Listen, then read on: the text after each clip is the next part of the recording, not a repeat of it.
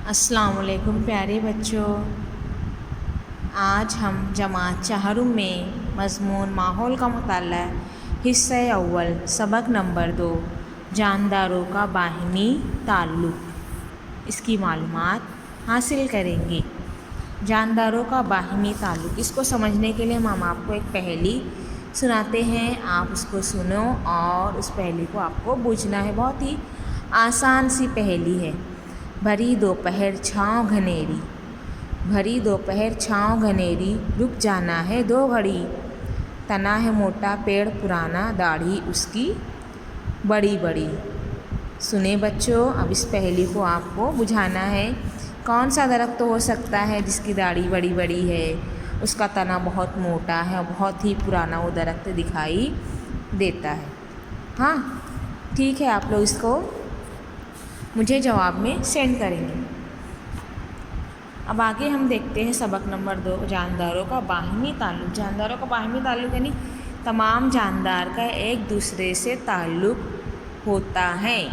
پوری دنیا میں جتنے بھی جاندار ہیں، ہر جاندار دوسرے جاندار سے کسی نہ کسی طریقے سے جڑا ہوا ہے، یعنی اپنی ضرورت کے حساب سے، اپنے استعمال کے حساب سے، اپنی حفاظت کے حساب سے ہر جاندار ایک دوسرے جاندار کا سہارا لیتا ہے، اس کے سہارے سے ہی وہ اپنی زندگی کی گزر بسر کرتا ہے، اسے ہی کہتے ہیں جانداروں کا باہمی تعلق۔ وہاں پر دیکھو کچھ تصویریں آپ کو نظر آ رہی ہیں۔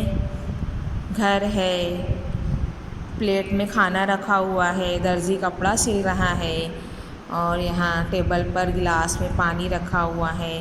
یہ تمام چیزیں دیکھو، یہ کیا ہے؟ درزی کپڑا سل رہا ہے، نہیں کپڑا کیا ہے؟ ہماری بنیادی ضرورت ہے نا، اور روزی کپڑا اور مکان۔ درزی سلائی کر رہا ہے، ہمیں کپڑا سل کر دیتا ہے، اس کے عوض میں ہم اسے مزدوری دیتے ہیں، یعنی کیا ہے؟ اسے پیسہ ملتا ہے، پیسے کے ذریعے وہ غذا یعنی کھانے کی چیزیں خریدتا ہے، تو پھر اس کا غذا جو ہماری بنیادی ضرورت ہے اسے وہ پوری کرتا ہے۔ اسی طرح سے وہ اپنی حفاظت کے لیے گھر یا مکان بنا کر رہتا ہے۔ اس طریقے سے ہماری بنیادی ضرورتیں جو ہے روزی کپڑا اور مکان، 3 بنیادی ضرورتیں ہیں۔ آج کے دور میں تعلیم اور صحت بھی یہ بنیادی ضرورتوں میں شامل ہو گئی ہیں۔ تو یہ جو بنیادی ضرورتیں ہیں ہم ایک دوسرے سے باہمی تعلقات کے ذریعے ہی مکمل کرتے ہیں۔ تو یہاں پہ دیکھو تمام جانداروں کے لیے ہوا، پانی اور غذا ضروری ہے۔ ماحول سے ضرورتیں پوری ہوتی ہے، لیکن ہر قسم کے جانداروں کی ضرورتوں میں فرق ہوتا ہے۔ دن بھر میں چوہا جتنا پانی پیتا ہے، اتنے پانی سے ہاتھی کی ایک وقت کی پیاس بھی نہیں بجھ سکتی۔ دیکھو جانداروں کی اپنی اپنی جسامت، اپنی ساخت، اپنی جسمانی صلاحیت کے حساب سے ضرورتیں ہوتی ہیں۔ ہر انسان کی ضرورتیں الگ الگ ہیں۔ تو دیکھو یہاں پر بتایا گیا ہے کہ چوہے کی جو پیاس بجھتی ہے جتنے پانی میں، اتنے پانی میں ہاتھی کی ایک وقت کی بھی پیاس نہیں بجھ سکتی۔ اس سے ہم کو یہ اندازہ ہوتا ہے چوہا دیکھو کتنا چھوٹا ہوتا ہے، ہاتھی دیکھو کتنا بڑا ہے۔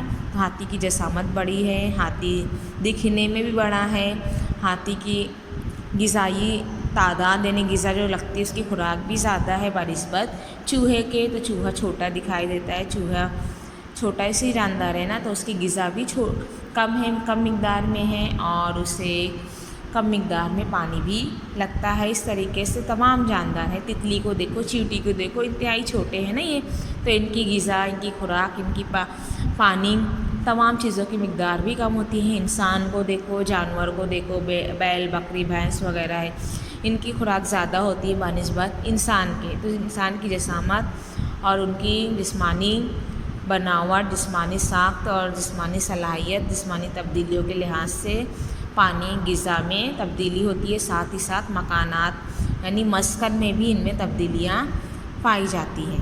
تو یہاں پر دیکھو 2 درخت شکل دکھائی دے رہی ہے، 2 گملہ رکھا ہوا ہے، نمبر 1 گملے میں پودے لگے ہوئے ہیں، نمبر 2 گملے میں بھی پودے لگے ہوئے ہیں۔ نمبر 1 جو گملہ ہے اس میں پودوں کی پتیاں اوپر کی جانب بڑھتی ہوئی دکھائی دے رہی ہیں، جبکہ نمبر 2 کی پتیاں کیا ہو گئی ہیں؟ جھک کر نیچے گر گئی ہیں۔ تو یہ کیوں ایسا ہو گیا ہے؟ ایسا کس لیے ہوا ہے؟ اس کا اندازہ آپ لوگ لگا سکتے ہو؟ ہاں ہاں یہاں پر دیکھو نمبر 1 پودے کی پتیاں آگے بڑھ رہی یعنی ان میں نشو و نما ہو رہی ہے، اور اس میں نشو و نما نہیں ہو رہی ہے، یہ مرجھا گئے ہیں، کچھ وقت میں ایک دم سوکھ کر ختم ہو جائیں گے یعنی مر جائیں گے، ان کا انتقال ہو جائے گا۔ لیکن جہاں یہاں دیکھو ان کی نشو و نما ہو رہی ہے، یعنی ان کو جو چیزوں کی ضرورت ہے، ہوا، پانی، غذا، روشنی، تمام چیزیں ان کو مل رہی ہے، جس کی وجہ سے ان کی نشو و نما ہو رہی ہے۔ لیکن یہیں پر دوسرے گملے میں دیکھو ان کو ہو سکتا ہے روشنی نہیں مل رہی ہے یا پھر پانی نہیں دیا گیا ہے، تو جس کی وجہ سے ان کی نشو و نما نہیں ہو رہی ہے، دھیرے دھیرے یہ مرجھا کر نیچے گر گئے ہیں اور سوکھ کر یہ ختم ہو جائیں گے۔ یعنی ہر جاندار کو غذا، پانی، ہوا کی ضرورت ہوتی ہے، اگر ان میں سے کسی بھی ایک چیز کی کمی کر دی جائے تو جانداروں کی نشو و نما رک جاتی ہے۔ تو اس لحاظ سے جاندار ایک دوسرے میں تعلق کے بنا پر ہی زندہ رہتا ہے۔ تو اسی طرح دیکھو یہاں پر شیر کہاں رہتا ہے؟ شیر کہاں رہتا ہے معلوم ہے آپ لوگوں کو؟ اس کا بھی جواب مجھے آپ لوگ سینڈ کریں گے۔ شیر کہاں رہتا ہے؟ تصویر بھی دکھائی دے رہی ہے، آپ کو سمجھ میں آ گیا ہوگا شیر کہاں رہتا ہے۔ دیکھو شیر ایک جنگلی جانور ہے، جنگل میں پایا جاتا ہے، یہ بہت ہی خطرناک ہوتا ہے، اس کی بھی غذا ہوتی ہے، غذا میں کیا یہ گوشت خور ہے، یعنی جانوروں کو شکار کر کے اپنی غذا پوری کرتا ہے، جانوروں کو مارتا ہے، اسے کھاتا ہے اور یہ جنگل میں ہی رہتا ہے۔ شیر کے جسم پر پٹے ہوتے ہیں، شکار کے لیے گھاس میں چھپ کر کیا کرتا ہے؟ حملہ کرتا ہے۔ شیر کے جسم کے پٹوں کی وجہ سے شکار کو شیر کا پتہ نہیں چلتا۔ گھاس کے خطے میں ہرن، نیل گائے، جنگلی بیل جیسے حیوانات ہوتے ہیں، بھوک لگنے پر شیر انہیں کھا کر اپنا پیٹ بھر سکتا ہے۔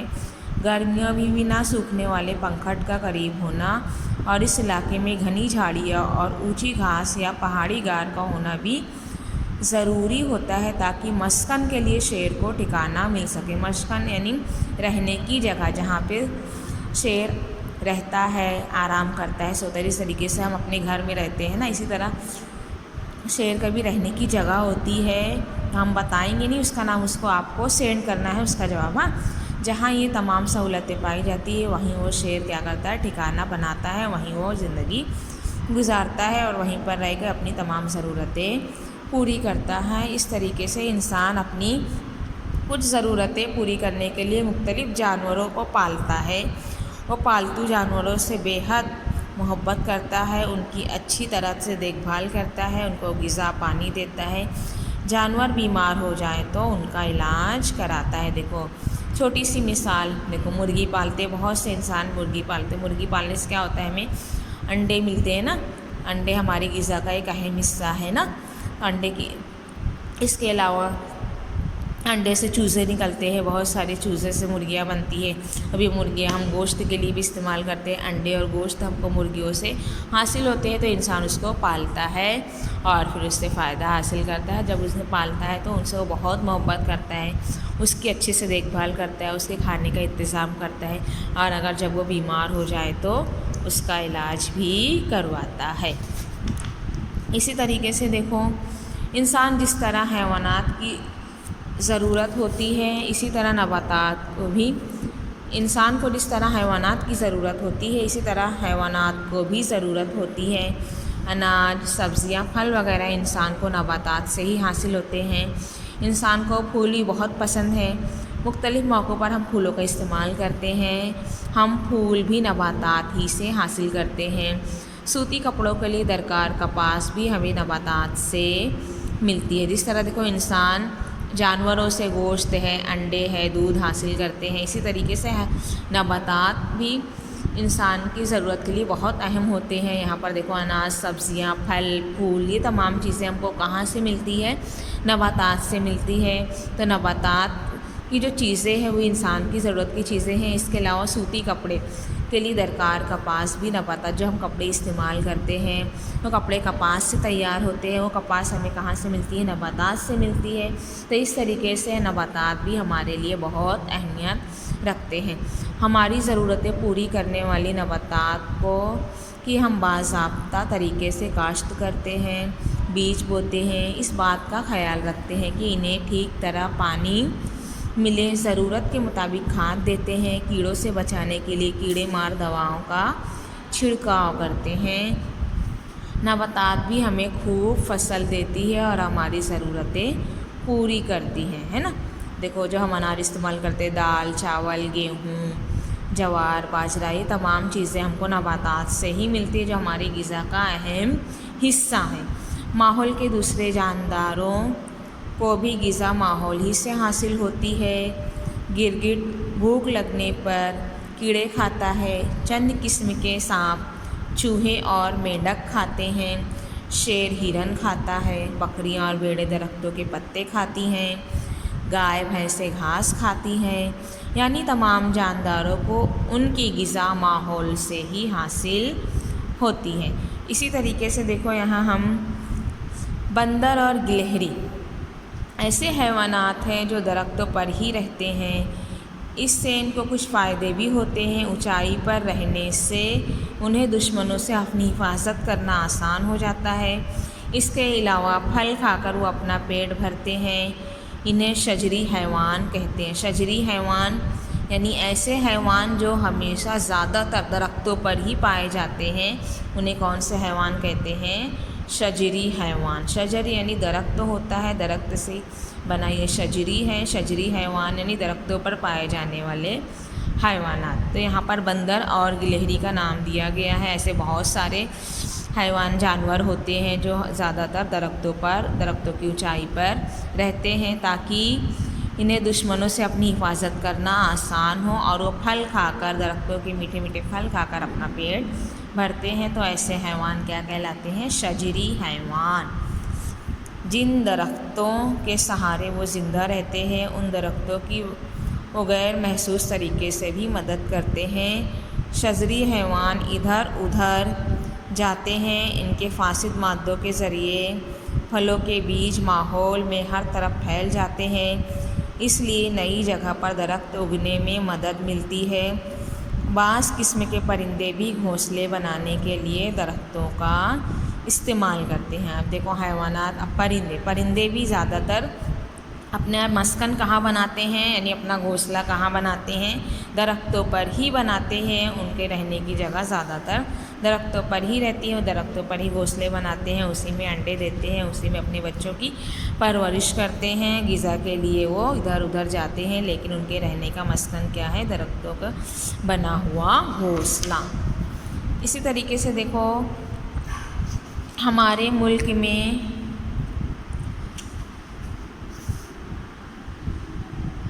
गर्मा, बारिश और सरमा जैसे मौसम हैं। यानी हमारा मुल्क भारत, देखो इसमें हम आमतौर पर सुने ना, साल में कितने मौसम होते हैं? साल में 3 मौसम होते हैं, गर्मी, बारिश और सर्दी। ये पूरी दुनिया में आमतौर पर 2 मौसम हैं, गर्मी और सर्दी। लेकिन हम बारिश कभी कभी हो जाया करती, लेकिन हमारा मुल्क इंतहाई अच्छा है, जहाँ पर 3 मौसम बाकायदगी से घूमते फिरते हुए आते हैं। यानी पूरे साल के 12 महीने में 4 महीना गर्मी, 4 महीना बारिश और 4 महीना सर्दी का मौसम तरतीबवार होता है। तो गर्मा में क्या होता है? गर्मी में हमें खूब गर्मी महसूस होती है। उस वक्त हम सूती कपड़े पहनते हैं, पानी भी ज़्यादा पीते हैं। बारिश के दिनों में हम बाहर जाते हुए भीगने से बचने के लिए छतरी या इरला इस्तेमाल करते हैं। कुछ लोग रेनकोट भी इस्तेमाल करते हैं। इरला किसको बोलते हैं? देखो वो जो गोंदी नहीं आती है, बोरी जिसको बोलते हैं, प्लास्टिक की होती है, उसको एक तरफ से काट के सर पर ढाक लिया जाता है, उसे इरला कहते हैं। यहाँ पे देखो तस्वीर में दिखाई दे रहा है, एक औरत के सर पर है, वो बारिश से बचने के लिए उसे इस्तेमाल करते हैं, इसे इरला कहते हैं। तो बारिश से बचने के लिए हम छतरी और रेनकोट का इस्तेमाल करते हैं। सर्दी के मौसम में हम क्या करते हैं? सर्दी से बचने के लिए गर्म कपड़े इस्तेमाल करते हैं। ऊन से बने हुए स्वेटर है, मफलर है, टोपी है, मोज़े हैं, ये तमाम चीज़ें हम इस्तेमाल करते हैं। तो जिस तरह इंसान पर तीनों मौसमों का असर होता है, इसी तरह दूसरे जानदारों पर भी होता है। जानदारों की दुनिया में मौसम के लिहाज से होने वाली तब्दीली हर साल हमें नज़र आती है। सरमा के मौसम को पतझड़ का मौसम भी कहते हैं क्योंकि सरमा के में कई दरख्तों के पत्ते झड़ जाते। पतझड़ का मौसम यानी ऐसा मौसम जिस मौसम में दरख्तों के पत्ते सूखकर झड़ जाते हैं उसे पतझड़ का मौसम कहते हैं। और ये मौसम कब आता है? सर्दियों के दिनों में आता है पतझड़ का मौसम। जिन हैवानात के जिस्म पर बाल होते हैं इनमें से अक्सर के जिस्म के बाल घने हो जाते हैं जिससे खुद ब खुद सर्दी से उनकी हिफाजत होती है। भेड़ों, कुछ किस्म की बकरियों और कुछ किस्म के खरगोशों में तो सर्दी में बालों का बढ़ना साफ नज़र आता है। सर्दियों का मौसम शुरू होते ही आम के दरख्त पर फूल लगने की इब्तिदा हो जाती है। इन फूलों को मोर या बोर कहते हैं। यहाँ पर देखो आम का दरख्त है, आम के दरख्त में सर्दियों के दिनों में तो ये फूल दिखाई दे रहे हैं, ये फूल लगने लगते हैं। इसी तरीके से फरवरी का महीना ख़त्म होते ही सर्दी में कमी होने लगती है। मार्च महीना शुरू होते ही गर्मी महसूस होने लगती है।